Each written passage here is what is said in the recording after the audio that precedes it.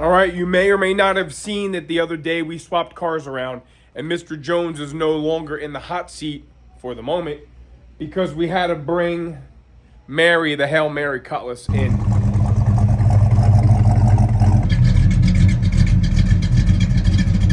That's the sound of silence right there, brother.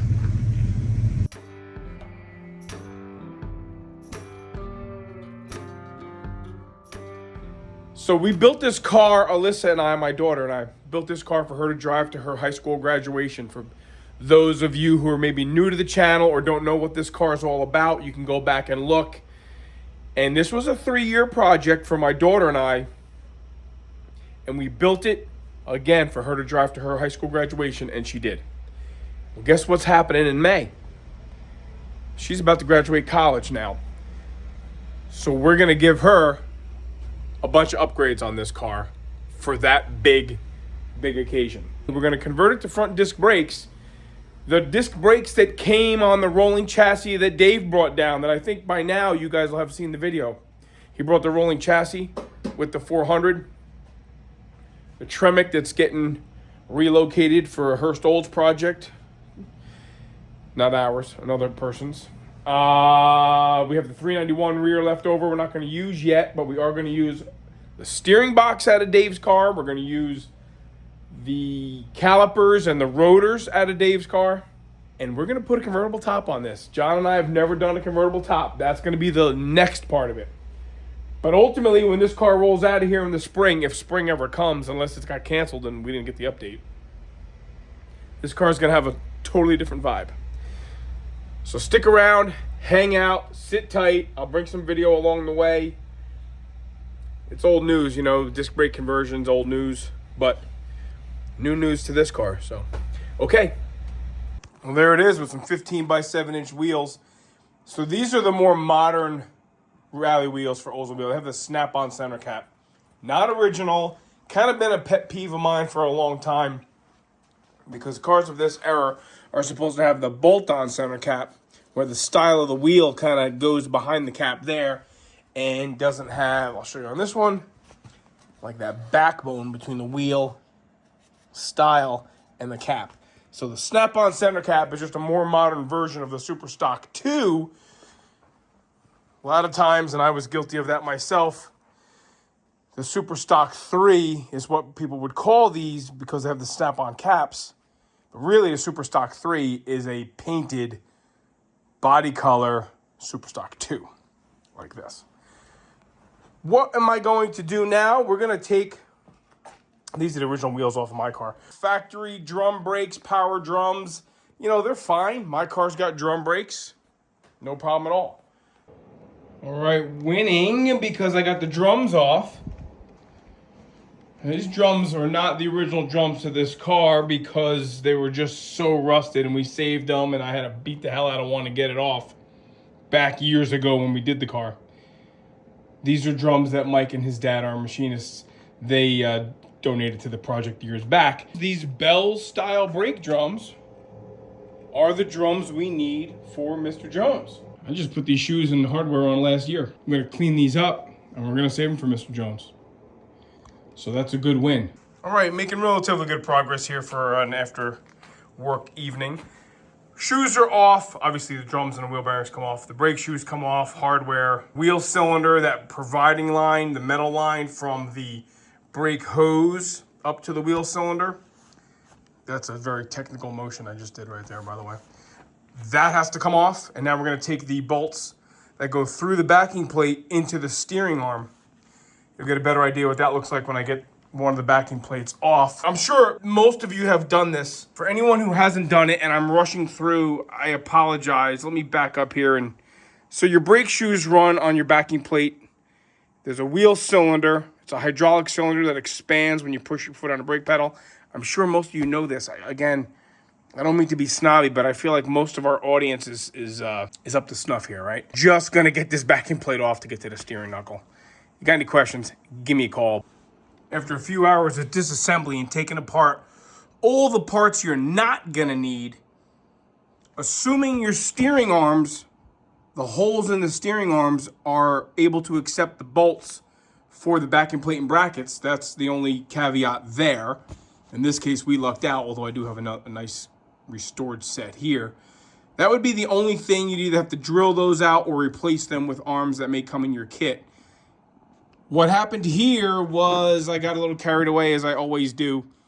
I ended up, even though the ball joints were new when Alyssa and I did the car, they were really kind of crappy aftermarket ones, and they were always really tight. Dave's donor, we're going to start calling this the Rooney factor, just keeps paying dividends here. Brand new Moog upper ball joints. Well, guess what? I took them out, put them in this, kind of cleaned up underneath the control arms a little bit better than they were. This is not a show car. It's just a decent little driver. Replaced the bump stops under the upper control arms, along with the upper ball joints, both sides. Cleaned everything up, disconnected the brake hoses, took out the original distribution block, which we will not need. The Right Stuff brake conversion kit comes with this fancy proportioning valve, which resides right up on the master booster combo. So you don't have to have that hidden distribution block way down on the bottom in the frame there. A lot of people told me in the beginning, why don't you put disc brakes on it for your daughter now? And I thought, let's just keep it original. We were on a strict budget back then. Not that we're not on a strict budget now, but in any case, hindsight's always 20/20. Coulda, shoulda, woulda. All right, lunchtime, I'll be back putting some new parts on. All right, look, who doesn't love this part? This is the part where we start bolting in new parts. That's a new spindle. Remember, these spindles have to be used for this disc brake kit. It's got a different bolt and a different profile so it can clear the rotor. One spindlage installed. Let's go do the other side. How's the lighting over here? Horrible? Good. So it says in the kit that these spindles are going to provide, I think these are the spindles, they're going to provide like 3/8 of an inch additional track width per side. I wonder if we're going to see John today. New spindles in. Remind me to put cotter pins in there. We'll go through it all again. Well, that is officially the beginning of putting on new parts. We can actually start installing the disc brake parts now, because we have a spindle that receives those parts. That's what things look like after you put the backing plate and the caliper bracket on there. So it's 3/4 inch and 15/16. So first things first, you have this little seal that goes on the spindle like that. This is really pretty easy because they have part numbers here, BRH and BRL. You can't really mess it up. The backing plate goes on top of, and in this case, I have the luxury of seeing some witness marks on there, but that's how the backing plate goes. These little wings here are to bend around the sides of the 15/16 bolt that holds the top of it in. Let me show you how that goes. Okay, you set this all on here, and you can take your 15/16 bolt and kind of get it in there, and that kind of lets everything hang, okay, like that. Now you're gonna have two bolts, different length. And the reason why you have a longer one for the back is because you have to take up the beef that is the bracket, whereas the front one goes right to the back of the steering arm. So that's a non-issue. Put it through there and put it through the back of the steering arm. Easy, right? This is why it really is nice to spend the extra time in prepping all your parts ahead of time. Okay. There we have it. So now what we can do is take a 3/4 inch box wrench. I almost never use the open end unless you have to, but that's where things slip and things get misshapen. Regrouping. So I was saying, use the box end of the wrench if you can. Have to use a little thin 3/4 inch socket, my impact socket. You really do. You have to use the open end of a wrench here to get on the head of that 3/4 inch bolt. Now we take our 15/16. Oh, I got rid of my hammer and chisel.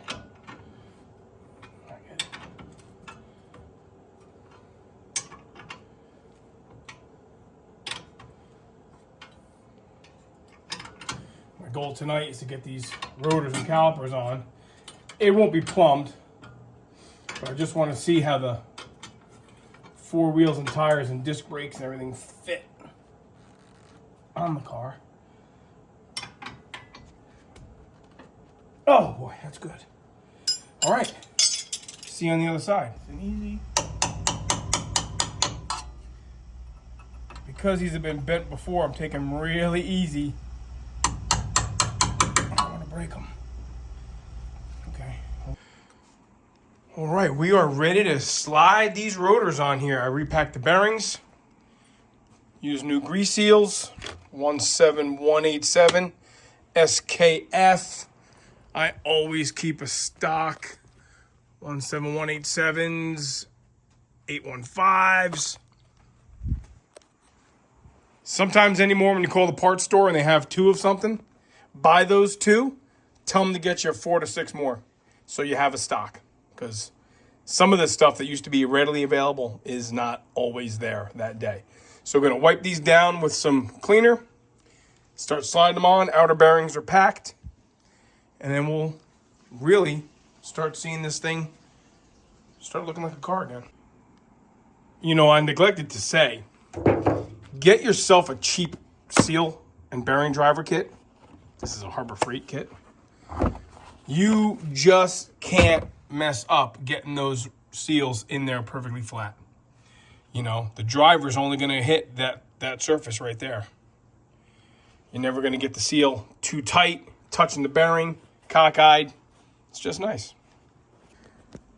Bearings are packed and rotors are on.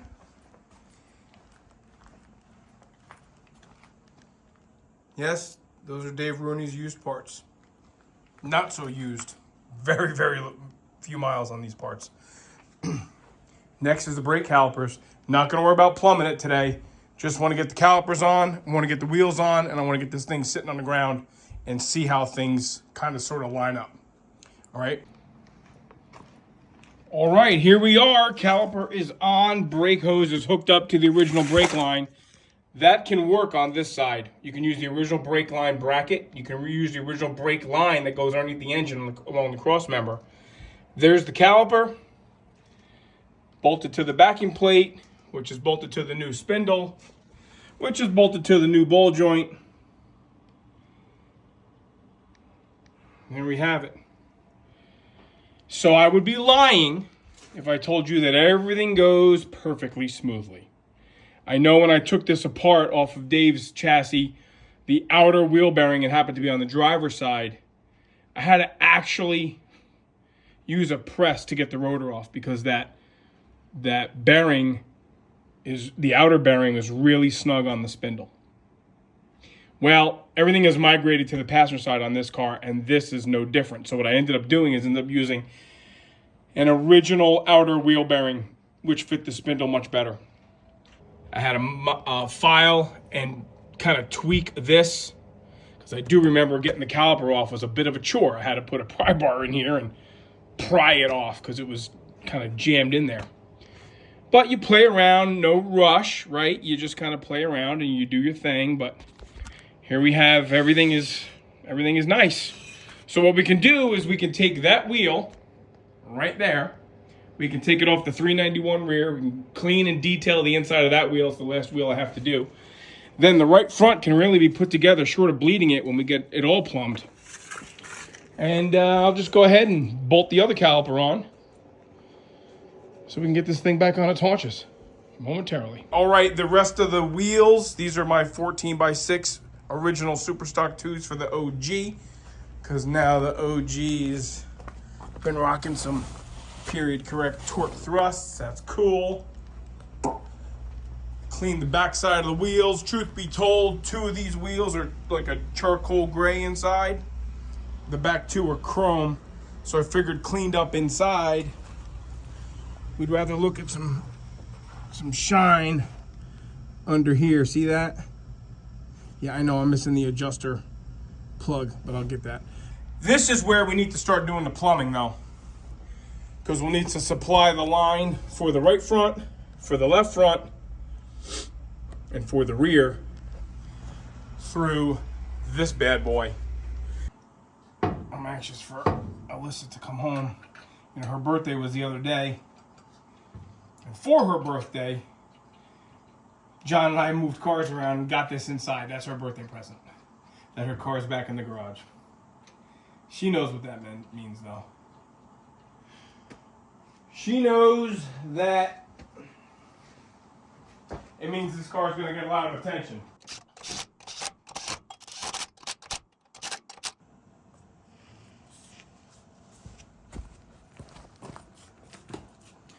Other side. I am not used to looking through the holes of a super stock wheel looking at a brake rotor. What is it, 30? This is 2026.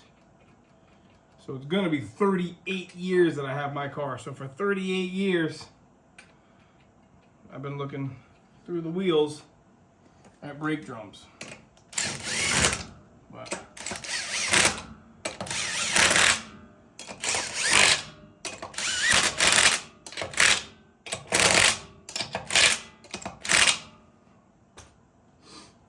what do you think? All right, let's get this thing right down on the ground, shall we? Always drop your hood down when you drop your car down, because you got to stop your car quick in the jacking process or de-jacking process. That hood will come down and scare the hell out of you, or worse, it hurt something.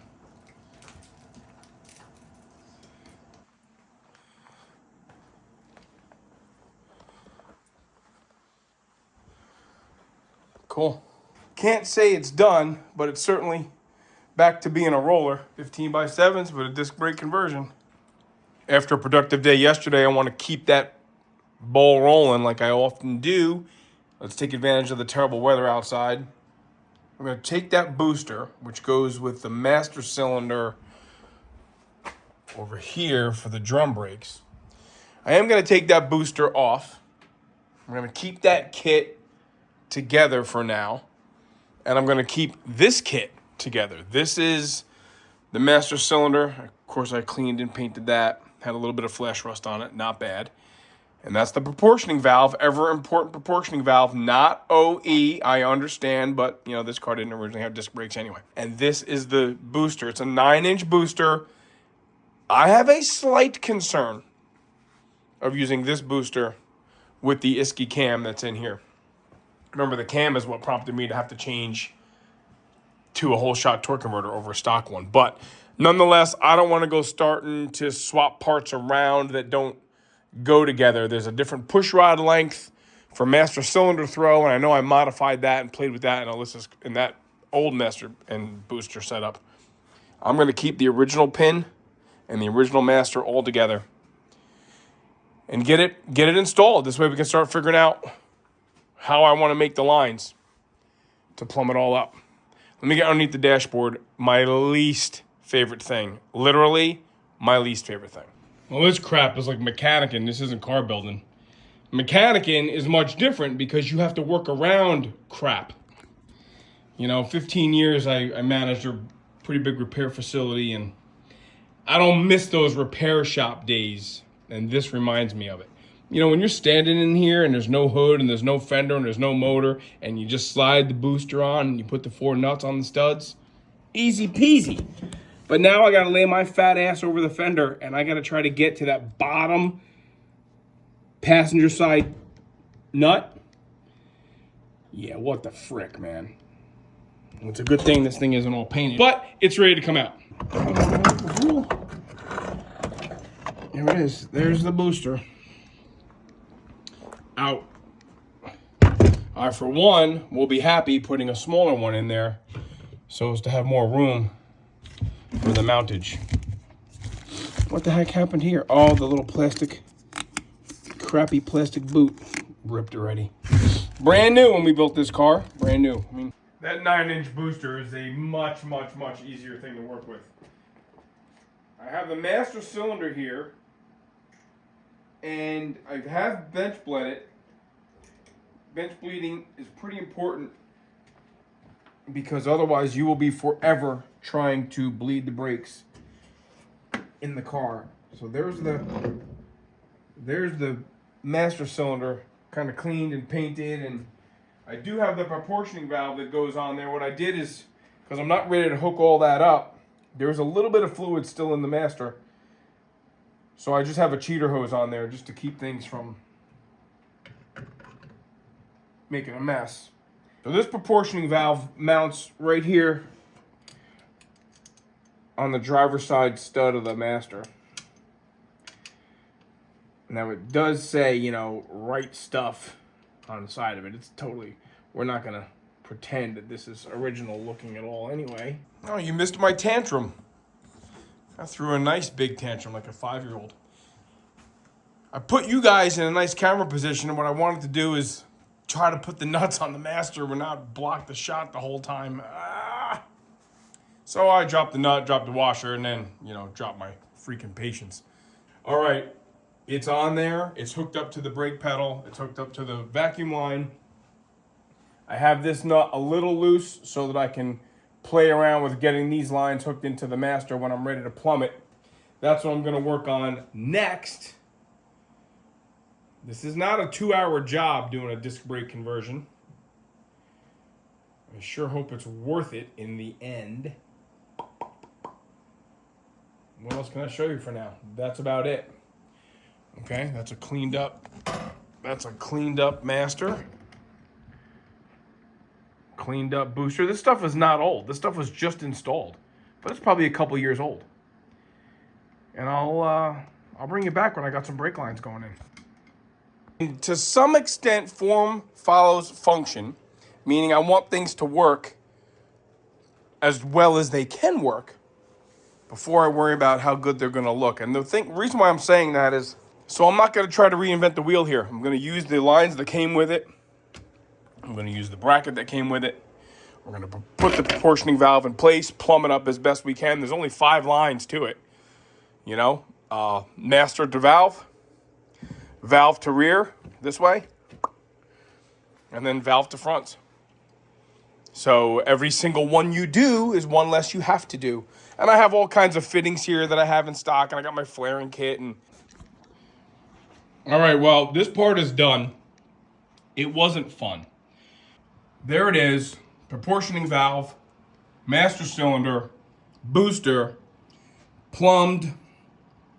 I'm not thrilled with this line. Let me see if I can, there. I'm not thrilled with it. I needed to change that once. See how it kind of comes down? It just has a gradual swoop in it. It's not great. It's not great at all, but I got so frustrated and I was starting to question whether or not I had a bad master cylinder. I had such a hard time getting the air out of the right front. The rears bled wonderfully. I just had to use a union between the rear brake line original in the car, well, not original, the one that I had installed years ago when we built the car. And I kind of modified and used the original brake line from the master cylinder into the back of the proportioning valve. Obviously, these lines came with the kit. This is the original brake light switch. This is also a modified brake line from the original master cylinder. This is a brake line that was in the car that Dave had. I had my own bent up, and I just couldn't get it to seal to the original cross-member brake line. And the cross-member brake line that came out of the car that Dave had, it's just a little bit wonky. It's just a little bit bent all around, and it's not what I wanted to reuse. And I just had it in my head. I wanted to have this done today. And it didn't happen. I wanted to have it done yesterday, actually, but I'm not saying I'm not going to end up changing that brake line again. because I really don't like how it looks down in there. That really looks kind of hokey fanokey. But I wanted everything to be in a line here, you know, down along the proportioning valve. And I wanted the springs to be on the brake lines where it came in proximity to the booster. Method to my madness. See that ball peen? One of my favorite tools. I think what happened is this thing got so airbound, this caliper on the right side, I actually let this gravity bleed for a good long time, and I tapped it lightly with the ball peen with the bleeder open, and I was getting all kinds of stuff out of there. You know, air bubbles and stuff. But now, you know, when you hit the brake, the wheel stops. So I'm gonna put the wheels on. I'm gonna call this project done. Clean the shop up. It's Daytona Sunday. We're gonna watch some racing, I think, today. The next project is tackling the no top situation here.